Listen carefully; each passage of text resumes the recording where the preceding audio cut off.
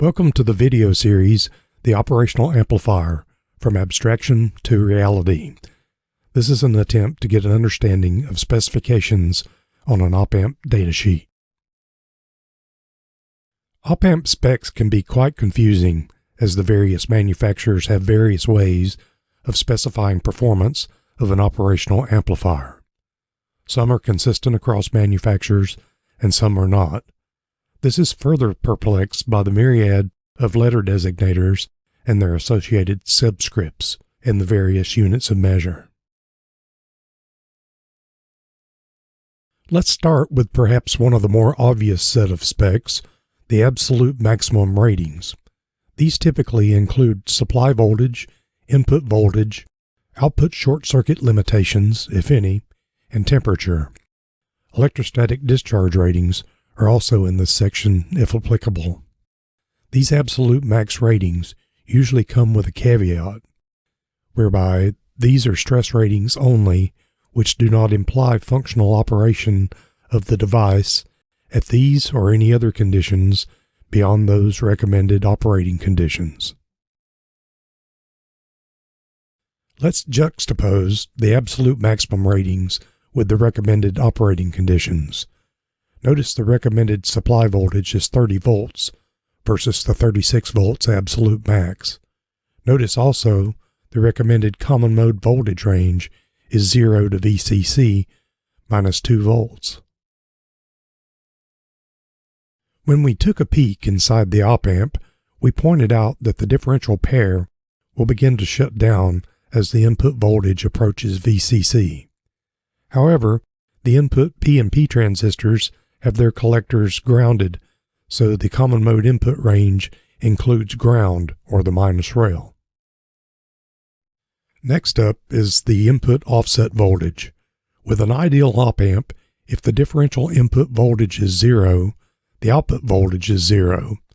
Because of process variations, geometry, and doping are never exact, all op-amps require a small voltage between their inverting and non-inverting inputs to balance the mismatches. For example, this op-amp requires at least plus or minus 1 millivolt of differential voltage to bring the output voltage to 0. The definition of the input offset voltage is the DC voltage that must be applied between the input terminals to force the quiescent DC output voltage to 0 or some other level if specified. It is referred to as V sub IO, but sometimes V sub OS. Here's the input offset voltage data for the Texas Instruments OPA 277. The variance range from plus or minus 10 microvolts to plus or minus 50 microvolts at 25 degrees C. A wider temperature range is usually shown as well. This op-amp is classified as a ultra-low input offset device. This is achieved by laser trimming the inputs. Another parameter associated with input offset voltage is drift over temperature. This particular op-amp is featured as an ultra-low drift rate part, at plus or minus 0.1 microvolt per degree C typical. Input offset voltage also has a drift rate over time specification, this one at 0.2 microvolts per month. In nature, many things including semiconductors age logarithmically. I was able to find a statement in an ST Microelectronics op-amp datasheet that states that the typical value is based on the VIO drift observed after 1,000 hours at 125 degrees C, extrapolated to 25 degrees C using the Arrhenius law and assuming an activation energy of 0.7 electron volts. 0.7 electron volts, by the way, is the activation energy of silicon. A typical operational service life for military equipment is 17,000 hours, so at this rate it comes out to 4.8 microvolts. That's not too bad considering the out-of-the-box offset is plus or minus 10 microvolts. Input offset voltage and drift varies with the semiconductor technology.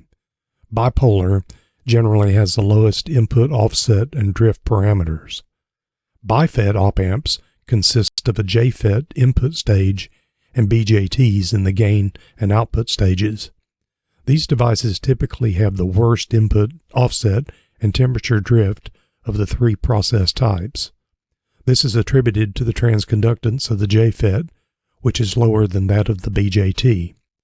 DC precision is sacrificed in Bifet op-amps, so they are generally used when a high impedance or an AC performance is needed. CMOS devices typically have low input offset voltages, but have the lowest drift rate of all the processes. These amplifiers make excellent low voltage single supply rail-to-rail op-amps. Here's an example of the input offset voltage data for the Texas Instruments TL08X series, a Bifet op-amp. The typical is plus or minus 1 millivolt and as high as plus or minus 5 millivolts over temperature. By today's standards, that's not very good. The temperature coefficient is specified as plus or minus 2 microvolts per degree C.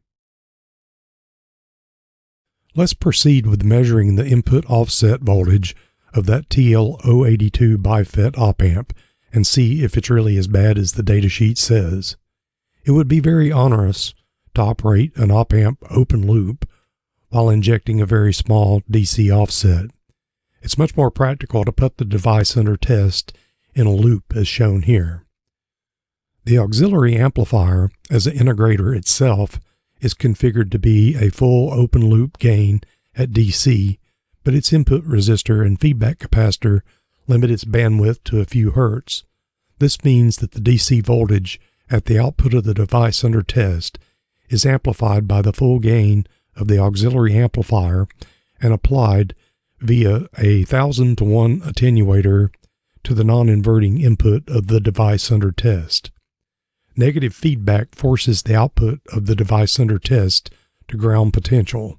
In fact, the actual voltage is the offset voltage of the auxiliary amplifier, or if you really want to be meticulous, the offset plus the voltage drop in the 100K resistor due to the auxiliary amplifier's bias current. But this is close enough to ground to be unimportant, particularly as the changes in the voltage at this point during measurements are unlikely to exceed a few microvolts. The voltage at the test point TP1 is 1001 times the correction voltage that forced the device under test output to go to 0 volts. It will be equal in magnitude to the error being applied to the input of the device under test. This will be tens of millivolts or more, so it's quite easy to measure. If you want to pay for a 99.9K resistor, you can make the scale factor be exactly 1000. Here's a measurement of the input offset voltage of a TL082B. The spec is plus or minus 1 millivolt. I'm measuring about 0.349 millivolts. That's considerably below the typical spec. It's always a good idea to look at the output on an oscilloscope for a DC measurement to make sure there's no noise or oscillation affecting the measurement. Now let's look at the input offset voltage change with a power supply change. The max spec is plus or minus 10 microvolts per volt change in the power supply. The power supplies were preset to plus 14 and minus 14 volts. I'm changing them both to 15 volts. This increase to 15 volts on both supplies caused the offset voltage to decrease about 10 microvolts, and since that's a total power supply change of 2 volts, this results in an offset voltage change of 5.25 microvolts, about half of the typical spec. Here I'm applying heat to see what happens to the offset voltage. I'm seeing a change of about 600 microvolts. This is not a fair test since I don't know how many degrees I'm changing the device under test, and I don't know what effect I may be inducing on the auxiliary amplifier. According to the spec, a 100 degree change in temperature would have only been a 200 microvolt change and offset voltage.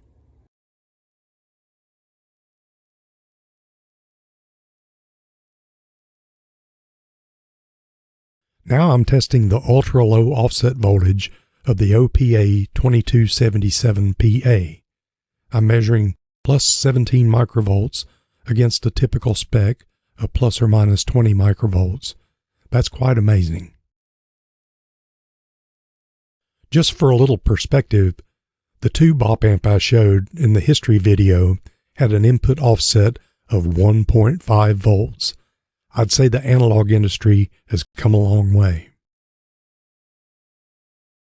The next specification we will look at is input bias current. Recall that from the ideal op-amp abstraction, the current into the positive and negative inputs is 0. For the real op-amp, there is a small amount of input current called the input bias current. It's specified as the average between the positive input and the negative input. Also specified is the input offset current, which is the difference between the two inputs. Input bias current is of a concern when the source impedance is high. If the op-amp has high input bias current, it will load the source, and a lower than expected voltage is seen at the output. The best solution in this case is to use an op-amp with either CMOS or JFET inputs. Let's look at some data sheets. Here is the Analog Devices OP191. The input bias current is a typical 30 nanoamperes at 25 degrees C.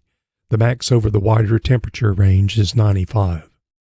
The typical input bias offset at 25 degrees C is only 1/10 of a nanoamp and with a max over temperature of 22.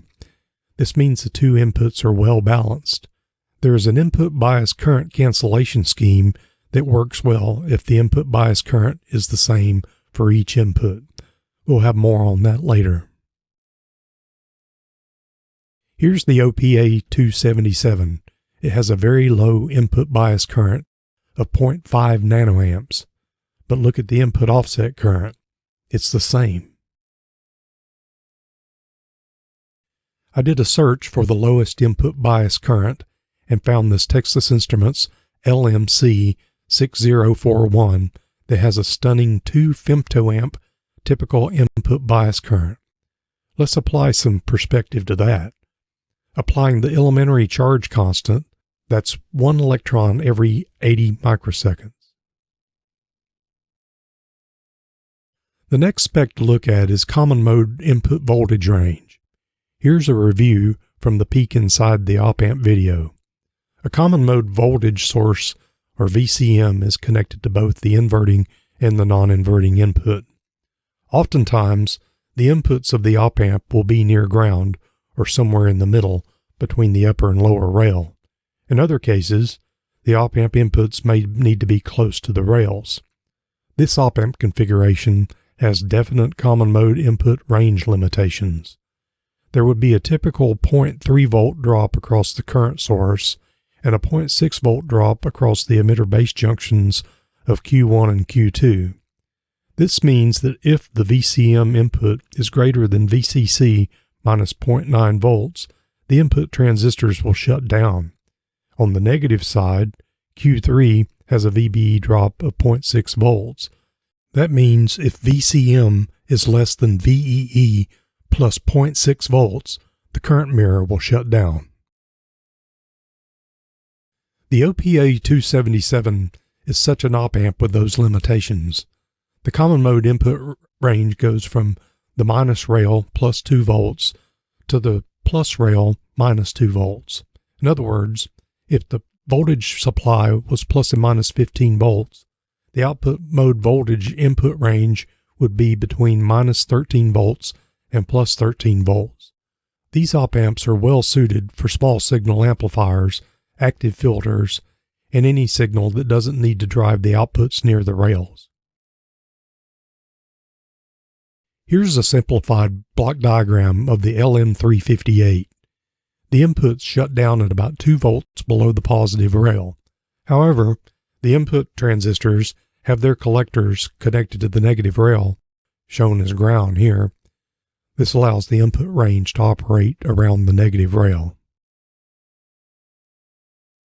Here's the spec for the LM358.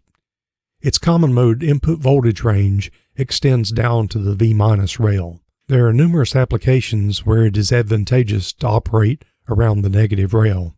We will cover that later. Op-amps like the TL072 BiFET configuration that use P-channel JFET inputs with the sources tied to the positive rail via a bipolar current source. This allows the common mode input voltage range to include the positive power rail. The common mode voltage range is specified to go all the way to the positive rail VCC+. It can only operate 1.5 volts above the negative rail. There are numerous applications where it's advantageous to operate around the positive rail, which includes high side current sensing. We will cover that later too. There are also many rail-to-rail op-amps available. Their circuits are more complicated and have some performance impacts that need to be assessed, but that's another video. Let's look at differential input voltage range. Recall the abstraction video that the voltage between the inputs is 0. Let's do a quick review. The output voltage, VO, is the difference between the two input voltages times the gain, A. Rearranging that to solve for the difference in input voltages places the gain A as a divisor. We assume that gain A is infinite and the term goes to 0. This mathematically makes the difference between the two input voltages 0. Therefore, V plus equals V minus. This is often called the V plus equals V minus method for analyzing op-amp circuits. However, under certain conditions, such as power up, the op-amp may be subjected to a different input voltage which is not 0. Certain input structures require limiting of differential input voltage to prevent damage. These op-amps, like the OP27, will generally have internal back-to-back diodes across the inputs. This will not always show up in the simplified schematics of the amps. It will show up, however, as a differential input voltage specification of plus or minus 0.7 of a volt. It also comes with a max current spec. Otherwise, the differential input voltage will often be specified for the full range of the supply voltage. Here it is in the case of the AD8625. On the peak inside video, we looked at the limitations on the maximum output voltage swing of a typical op-amp output. Here's the output voltage swing for the OPA277. The VO min applies to the headroom on the negative rail, and the VO max applies to the headroom on the positive rail. Note the table has various load and temperature conditions. A typical rail-to-rail output stage has a common emitter push-pull output configuration, which can drive the output close to the rail, limited by the VCE saturation of the transistor. Here's the maximum output swing spec for the microchip MCP601. Note the two different load resistances and that the units are in millivolts. The minimum output swing is only 15 millivolts from the negative rail for the 25K load and 20 millivolts below the positive rail. There's more to come on understanding op-amp specifications in Part 2. Thanks for watching. Thanks for watching. Please click the like, subscribe, and notification bell so you don't miss any upcoming content.